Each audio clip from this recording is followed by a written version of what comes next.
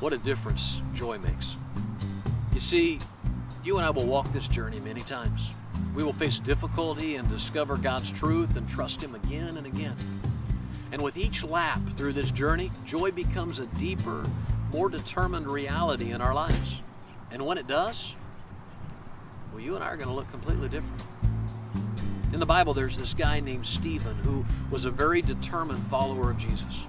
Stephen did his best to proclaim his trust in God, and one day a mob stoned him to death because of it. But somehow, in the midst of the rocks crashing on him, he looked up with a face like an angel, the Bible says, and revealed an amazing joy that had to mess up those rock throwers, at least a little bit. It sure seems to have messed up their leader, a guy named Saul.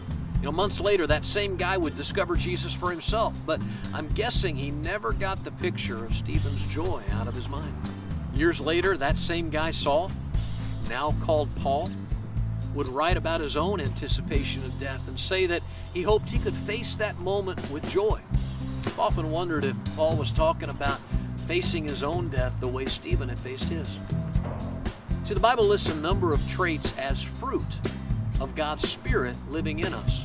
Each of them are extremely powerful, and I think joy has to come somewhere near the top of the list if we put them in the order of most amazing.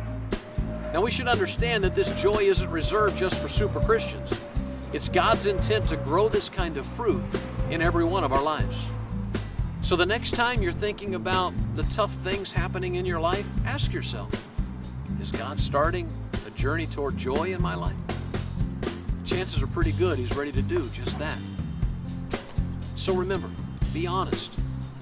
Don't be afraid to acknowledge that you're in over your head or that you're struggling to respond the way you think God may want you to.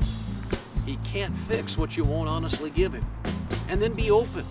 Listen to Christian friends who offer the Bible's wisdom. Go searching in that book for yourself, too.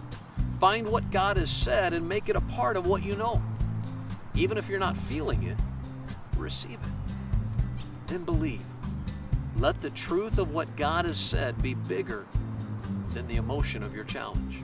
Decide for yourself to trust God and His promise. And you'll be surprised how your challenge will begin to look different. And then be ready. The more you conquer your uncertainties with joy, the more likely God will seek to use you to get someone else started on the same journey. You'll have compassion for them because you know what the road feels like. But also, you'll have some answers for them.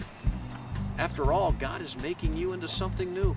He's growing His joy in your life. So I hope you found this journey to be helpful. Fact is, God will have you and I walk it often. Let me encourage you to take another journey with me. Check out some of the different options here at Journey.net 2.0. Why not pick one that you find particularly challenging? Together, we can break some new ground in your journey with Christ. Hope to see you there.